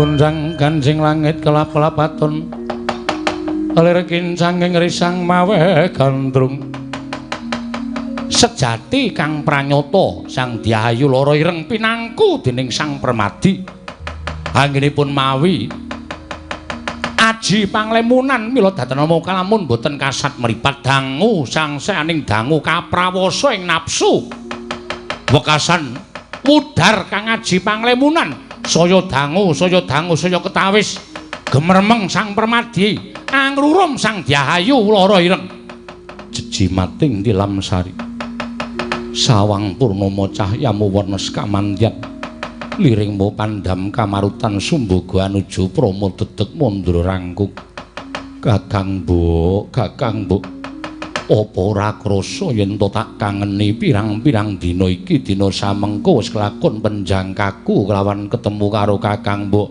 Kakang nang demit Kakang, aku wegah.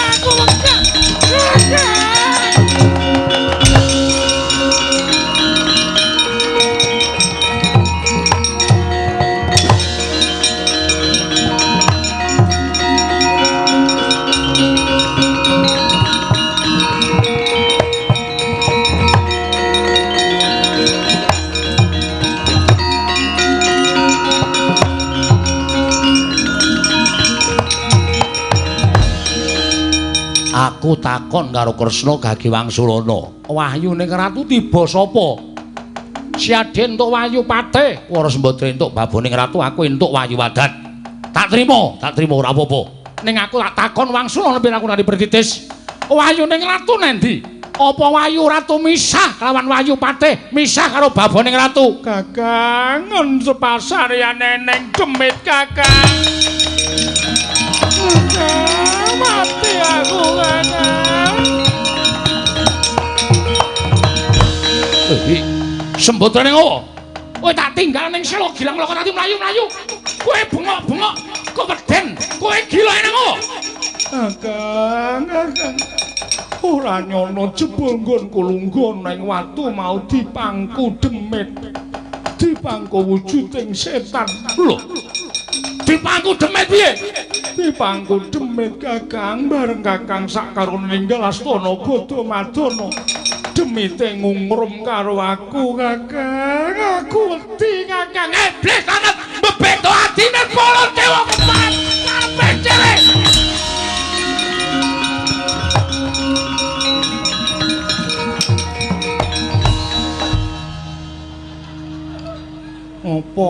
Ngopo piye? Sok meneh iki mbok ora sok tumbak cucukan. Wong wedok iki nek tumbak cucukan arep ayu disengit wong akeh. Aku ora tumbak cucukan. Lah kowe ngopo ngandake yen ana demit? Wong ana tenan kok. Rupane piye? Medeni ora? Demite bagus. Lah demit kok bagus ki demit apa coba? Pilus apa piye? Wo lah iki engko nek nganti dadian apa-apa, eneng apa-apa lak salahke kowe lho lho ireng. Kowe ngerti to pambegane dulurmu tuwa Mandura. Nek ngamuk kaya ngono kae, nek nganti demit iki diajar, sedulure demit-demit ki engko do ora trima, kowe lho sing tanggung jawab. Aku diseneni meneh. Aku tak bali wae. Senan seneni ning dalan senan seneni. Kok iki ngeyel wong wedok taren sik ora kok tumindak kaya ngono.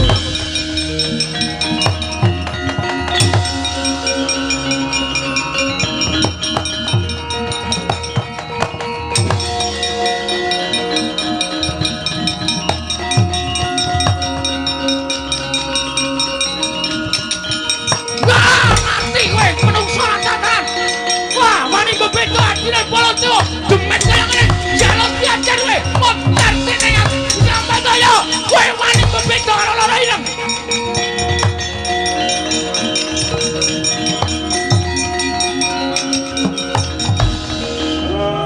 Sinuwun Mandura nek duka kok ora nyawang pasuryane sapa waton diajar dipolo gantang. Eneng apa, Pak? Ndaramu Baladewa kae piye kae? Ndaramu Permati diajar kaya ngono. Gong, Ndara Baladewa ngajar Ndara Permati. Sapa? Ndara Baladewa ngajar Ndara Permati. Lho. Nendi? Dalu ning kono. Kowe apa aku sing misah? Aku wae, Tru. Tanggone olahraga, tantange Baladewa parat ora.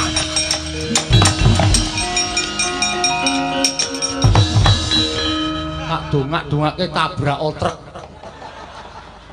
Sirahe wong tuwa nggo pancatan. Menungso. Bagong nek dikongkon ya ndemenake ning mesti gawe sengsaraning sedulur soalé.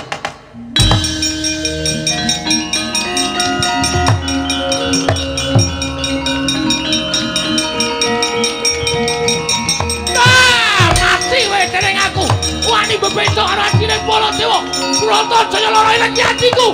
Lah kok dadi kowe bebeto, Mat?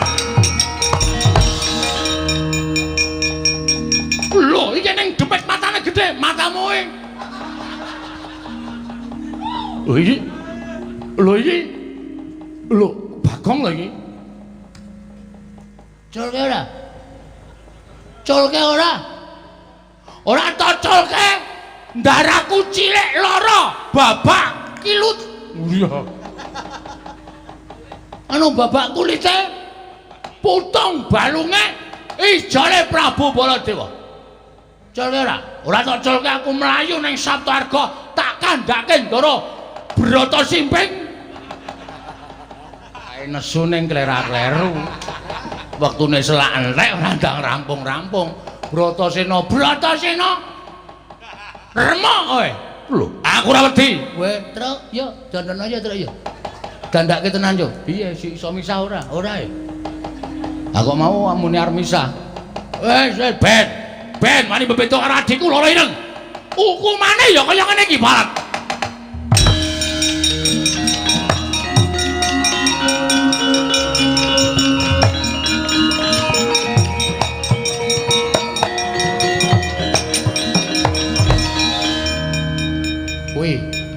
Merga saka nggonmu tumbak cucukan dadine kaya ngono kuwi. Ya iki demit kok kaya ngono. Mbok ora dingonokke. Ngerti aku ya ngono. Bagong. Koko Prabu nggih dipun luwari. Menika Permadi. Lho, Permadi oh nggih. Nggih. Permadi tenan, inggih. Weh lah dal. Wah.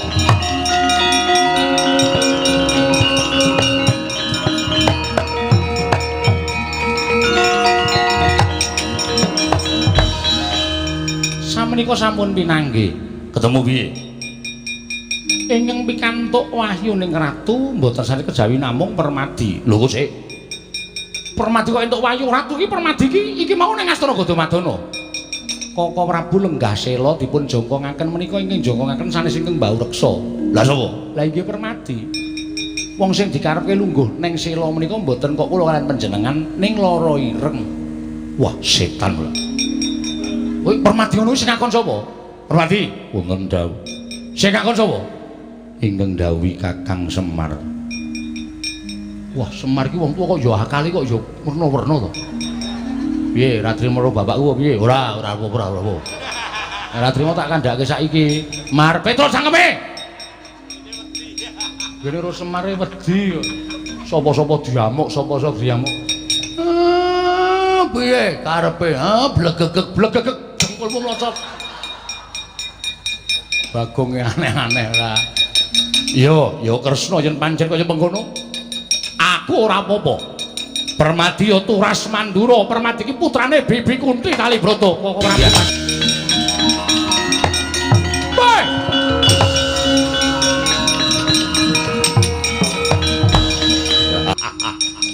Wah. Sumorot pasuryaning Yayi Widowati. Manjing putri Mandura Japa dalok kelangan legane kanjiku. Ya! Wah, Kresna.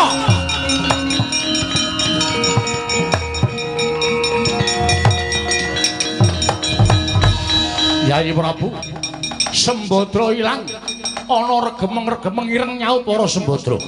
Kresna tututana, kowe ingkang bisa ngamban dari Gantara, adimu Sembadra tututi dateng ing Nyidra Sembadra menika. Sebabe menika menawi boten dipun ginakaken ngamawi sayembara boten saged. Sayembara piye? Kok ora kula aturi ngendika? Yo, ngendika piye? Aku matur piye? Sapa sing iso ngrebut Sembadra nek wadon tak dadekake sedulur, nek lanang tak rabekke. Apa kudu ngono? Sampun to? Pilih kelangan adi. Gendang. Yo, Petruk nun. Bagong nun. Seksenono, moh. Petruk Seksenono. Nggih. Ya. Baladewa ngucapke sumpah. Sapa sing rebut adikku lara ireng bali marang papan kene. Nek wadon tak dadekake sedulur lanang tak jawabke karo lara ireng. Wah, ngapusi kowe. Kula ngapusi napa? Wah, kowe iki pancen wong pinter kowe iki. Kowe pancen wong licik, kowe wong pinter kowe. Permadi klepat tanpa pamit. Ah nggih, mbok menawi namung kodratipun mekaten kedah lemah kok, Prabu.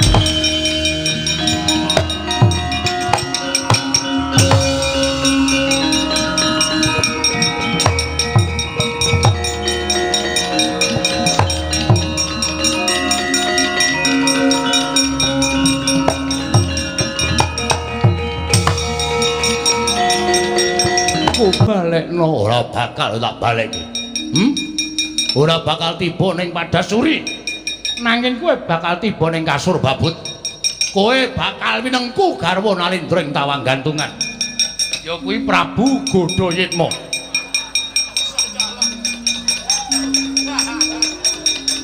Aja kuwatir.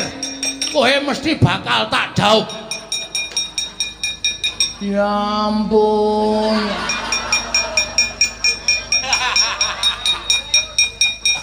Alah.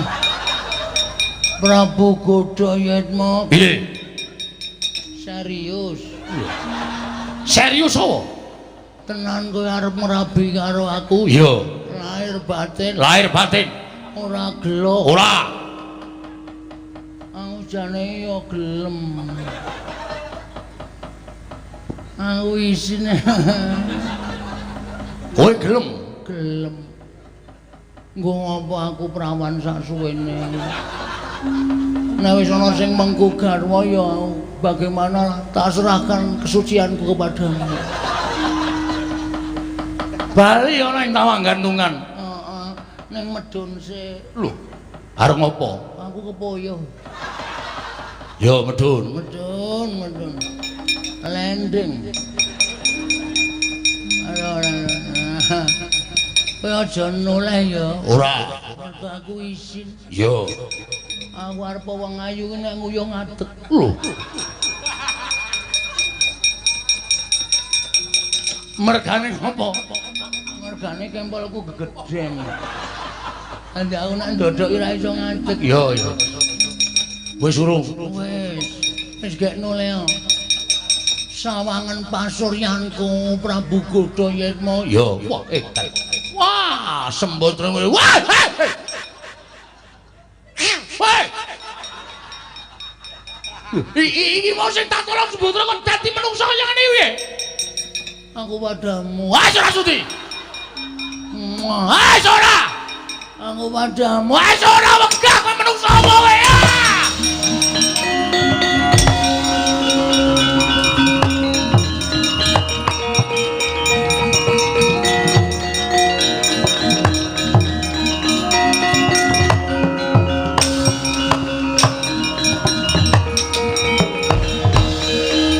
Sapa? Rumiyin Satru ing Cibuk Cangkiran. Samenika mapan wonten ing Kendali Sodo. Miturut kabar Gusti kula Sinuwun Prabu Rama Wijaya sampun tumimbal lenggah wonten ing kasuwargan paduka Gusti kula ingkang sinuwun. Monggo kula sinambihan pakaryan ngreksa dhateng Sang Hyang Wisnu kepareng boten kepareng kula suwita dhateng panjenengan. Anoman nggih. Nami kula pun senggone nggih pun Anoman. Kowe tak tampa nggonmu suwita marang nata ing Darawati. Nanging waton kowe iso nyingkirke sukmane dasa muka ya Godayitma. Kula aturi enggak, kula piyambak diweji.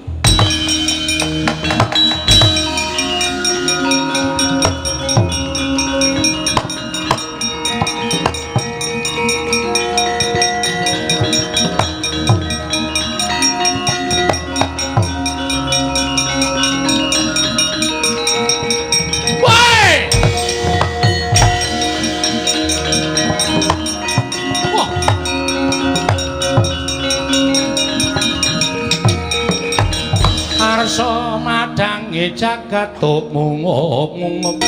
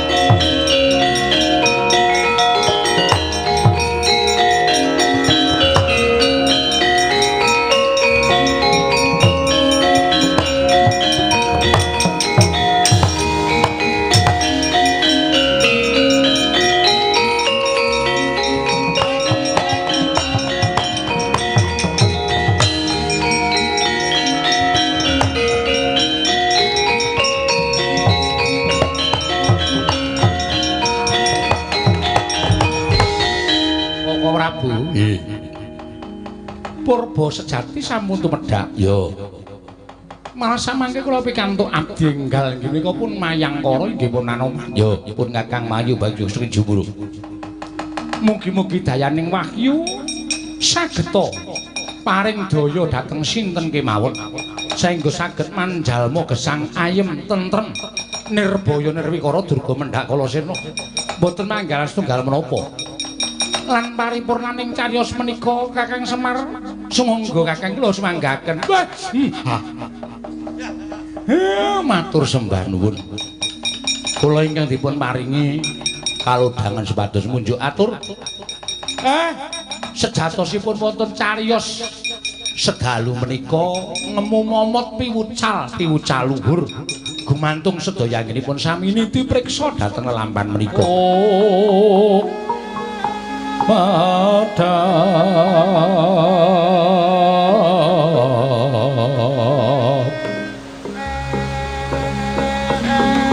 Tete sonya matya rati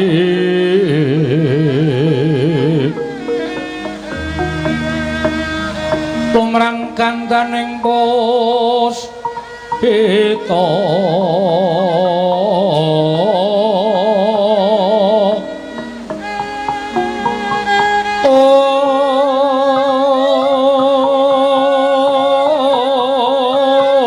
karenggiwan putyanira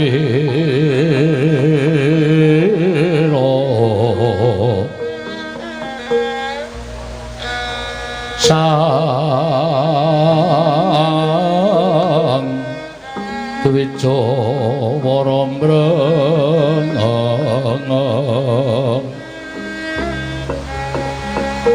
berswaraning matu pronto manungsung sarine kembang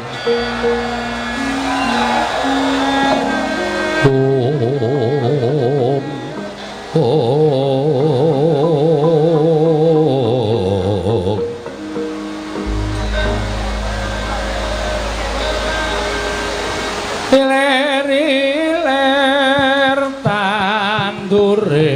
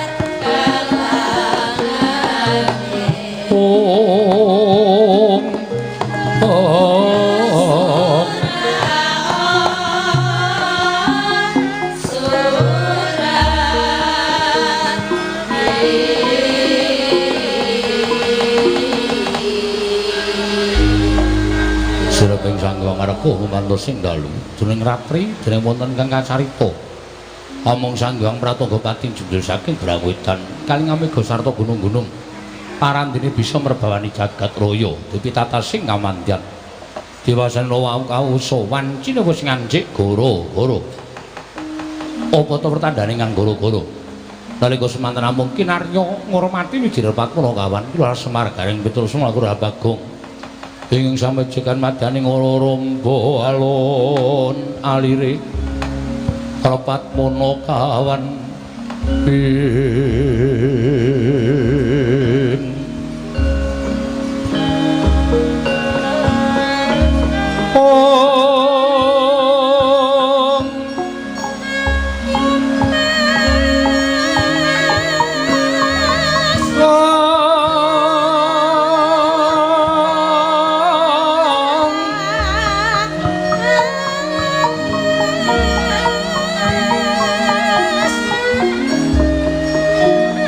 Irim kembang popong karate bang ong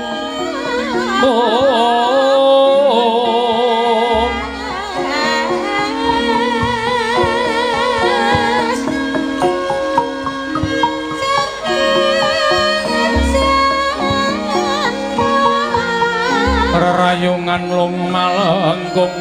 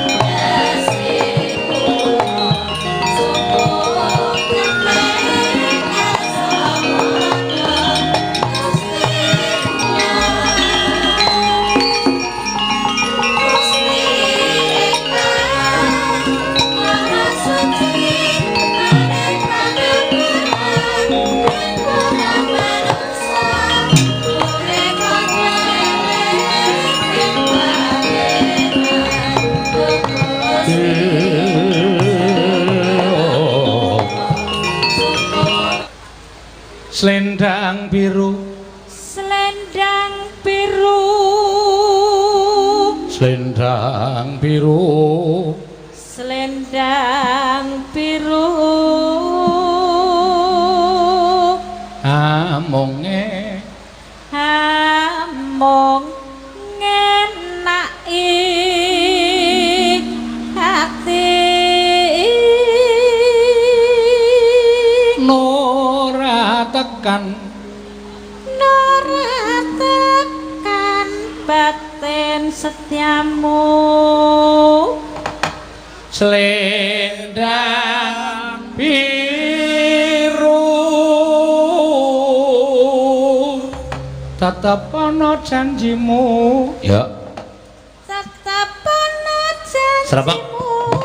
Selendang biru. Oh.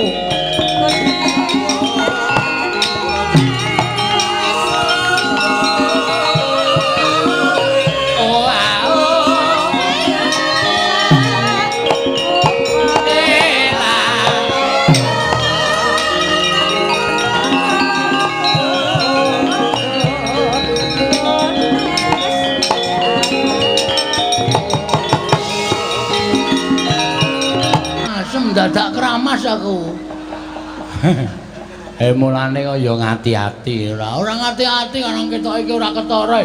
Saya mlembung bareng pecah kok banyune mak piyah. Heeh ya, heeh. Apa-apa ki nek mlembung kok nek pecah mak piyah ya, Tru. Ya dhewe-dhewe kaya, heeh. Sowan ning daleme Pak Haji. Sapa kok? Haji sapa? Haji Santosa, ya sing ndhaupake putra-putrine menane Mas Soni karo Mbak Philip dengkulmu mlocot. Mas Soni karo Mbak Ainun, tak kira nek merek teh Mbak Soni karo Philip Mbak Ainun. Heeh. Muga-muga sakinah mawaddah warahmah. Iya. Suga-muga tekan kaken-kaken inan-inan ya, Tru. Sing jeneng wong ndongake wong dadi manten iki janjane tekan kaken-kaken inan-inan iki salah. Kaken-kaken inan-inan iki tuwa to, Gong? Heeh, aja nganti sok tuwa iki malah pisah. Nek iso tresna tinresnanan nganti puputing yuswa. Lho. Ngono. Tresna tinresnanan nganti puputing yuswa tegese nganti entek umure isih padha-padha tresnane. Asline ngono ya? Asline ngono. Piye bareng aku kudung nggone bojoku terang to? Kuwi masih tok nggo kudung ngene bojomu to? Heeh. Kok kaya anduk. Ayo iso tak nggo andukan barang. Ngawur ora. Anduk kok dirangkep-rangkep ora. Iya. Ya seneng melu bungah, melu ndongake muga-muga nek cara pranata cara MC kae do ngendikake, muga-muga pikantuk kanugrahan. Momong golek kencana ingkang bangkit tata jalma. Jane kuwi apa to, Tru? Anak. Golek kencana ingkang bangkit tata jalma iki anak. Sing jeneng wong bangun bali wisma kuwi seneng-senenge nek wis bar dadi manten kuwi sing diarep-arep ya kuwi paringan kanugrahan wujuding putra, mbok lanang mbok wedok kuwi ditampa kanthi ikhlas, ora usah dadak milih-milih. Mergo anak iki paringane Gusti. Anak iki saka tembung ana. Anane iso gumlar ning Madyapada iki mergo Gusti sing nganake utawa sing paring ana wekasan dadi anak kuwi mau. Wong tuwa mung sak derma dititipi karo sing gawe urip. Ngono ya, Tru. Ha iya. Mula kowe karo aku wajibe ngaturake panuwun ingkang tanpa pepindhan. Nyari Bapak Santosa wis kraya-raya rawuh ning Ayogyakarta. Heeh. Paring dawuh karo awake dhewe sak rombongan. Heeh. Ya kareng kanan kaya ngene iki ora dijaluk, ora dijangka. Ha iya. Mula udan ngene iki ya wis malah wis paring berkah ora apa-apa. Ning iki terang rep sirep saka kersane Gusti. Amin. Sing dikarepke pancen ngono. Ada ora njaluk tulung aku. Lho. Kowe ya iso nyolak udan. Lho aku ki nang kene ora terkenal nang Yoja ngono, kejaba dalang aku ki nolak udan, loro nolak utang. Oh. Ha ta.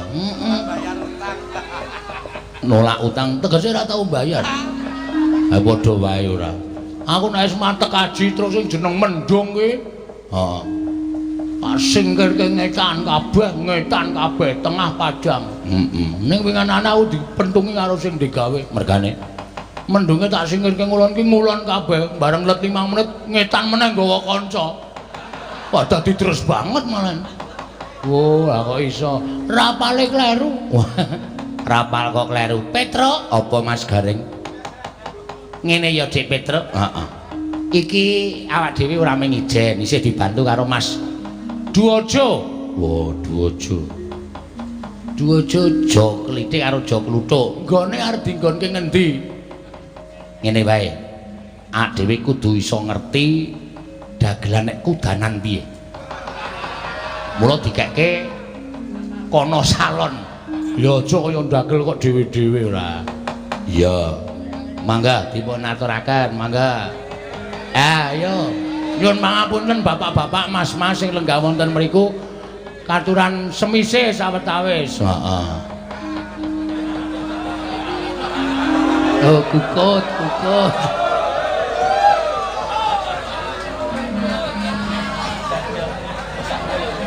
Ora apa-apa. Susukan sedhela, Pak, susukan sedhela. Nyuwun pangapunten. Ah iya. Mboten dados menapa. Wong dasare niki wis terang kok. Iya. Wis saya trenceng wis terang. Heeh. Wis tak obongke rokok. Wah iya. Ayo gunane apa dobongke rokok ora? Ayo, Mas Jok Klitik karo Mas Jok Lunduk. Nggih, wah. Wis tekan kene kaget aku. Heeh. Kok mati mike? Alah baterainya telas. Enten pangapunten lho. Lah niku Mas Kluthuk dereng tindak niki to? Dereng niku. Lho. Lah sampun disi niku. Lho walah. Mbok ya dimatke mengko nek yae niki wong nika niku sok rabon ayam. Mila. Anu man ngagem gending man nggih. Oh nggih, monggo. Panas mlaku ora nggawa payung srandale diseret lamaane mlentung Surabaya geger fungsi neng Madiun Jakarta janji rukun tetep merdeka panas mlaku Ayo sindane karo kakake gawa payung srandale diseret lamaane mlentung Surabaya geger fungsi neng Madiun Jakarta janji rukun tetep